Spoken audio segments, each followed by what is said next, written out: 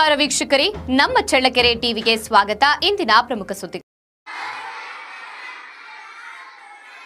ಮಕ್ಕಳಿಲ್ಲದ ದಶರಥ ಮಹಾರಾಜನಿಗೆ ಪುತ್ರಕಾಮೇಷ್ಟಿ ಯಾಗದ ಮೂಲಕ ಹುಟ್ಟಿದ ಶ್ರೀರಾಮನು ಸಾಕ್ಷಾತ್ ಮಹಾವಿಷ್ಣುವಿನ ಅವತಾರ ಎಂದು ಚಳ್ಳಕೆರೆಯ ಶ್ರೀ ಶಾರದಾಶ್ರಮದ ಸ್ವಯಂ ಸೇವಕ ಹಾಗೂ ಲೇಖಕ ಯತೀಶ್ ಎಂ ಸಿದ್ದಾಪುರ ತಿಳಿಸಿದ್ದಾರೆ.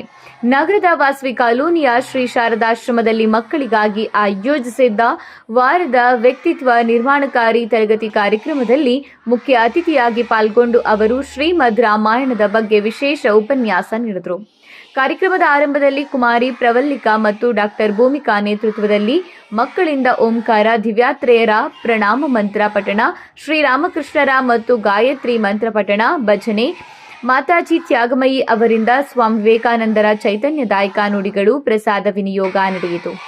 ತರಗತಿಯಲ್ಲಿ ಸಂತೋಷ್, ಲಕ್ಷ್ಮಿ, ಯಶಸ್ವಿ, ಪವನ್ ಕಲ್ಯಾಣ್, ಯಶಸ್ವಿನಿ, ತನುಜಾ, ಧ್ರುವನಾರಾಯಣ್, ನಿಖಿಲೇಶ್, ಚಿರಾಗ್, ನಿಹಾರಿಕಾ, ಹರ್ಷಿಕಾ ಸೇರಿದಂತೆ ಸಾಕಷ್ಟು ಸಂಖ್ಯೆಯಲ್ಲಿ ವಿದ್ಯಾರ್ಥಿಗಳು ಭಾಗವಹಿಸಿದ್ರು.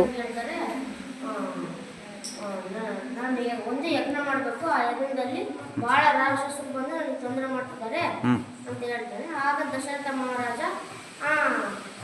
ಹೇಳ್ತಾನೆ.